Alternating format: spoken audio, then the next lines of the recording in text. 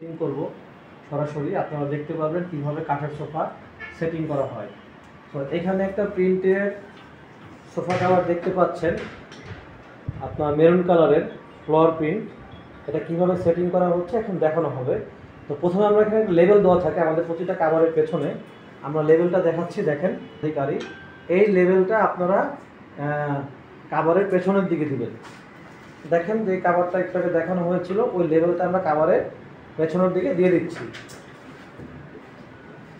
দেখতে পাচ্ছেন মিস্টার শাকিল সাহেব পিছনে ডস্টিংটা লাগাচ্ছে, একইভাবে আপনার এমন সাহেব পিছনে ডস্টিংটা লাগাচ্ছে। এই দেখেন দুজন দুপাশ থেকে ডস্টিং বা যেটা আমরা ফিতা বলি এটা লাগিয়ে দিচ্ছি।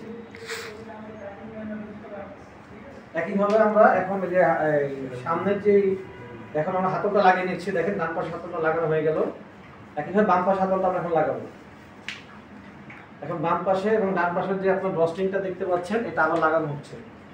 এটা লাগানোর উদ্দেশ্য যাতে এটা আপনার ছুটে না আসে, যখন আমরা জিনিসটা কভারটা সেটিং করব তখন কেউ বসটা ছুটে আসবে না।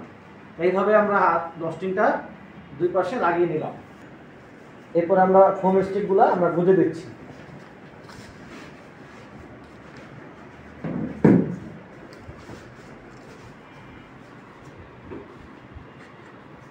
আপনাদের কাছে 4টি ফোম দেওয়া থাকবে ব্যাগের ভেতরে।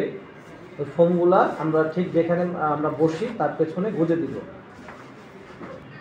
হ্যাঁ, সর্বশেষ যেটা করবো যে প্রত্যেকটা কভারের পেছনে আমরা ভ্যালভো টেপ দিয়ে থাকি।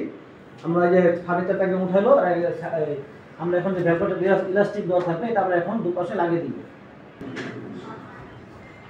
এই যে দেখতে পাচ্ছেন স্কুলের ব্যাগের মতো লাগিয়ে দিলাম, তাহলে আমার ফিটিংটা পারফেক্ট হয়ে গেল। ঠিক একই প্রক্রিয়ায় আপনারা প্রিন্টের কাঠের সোফা খুব সহজেই নিজে নিজে বাসায় সেট করতে আপনাদের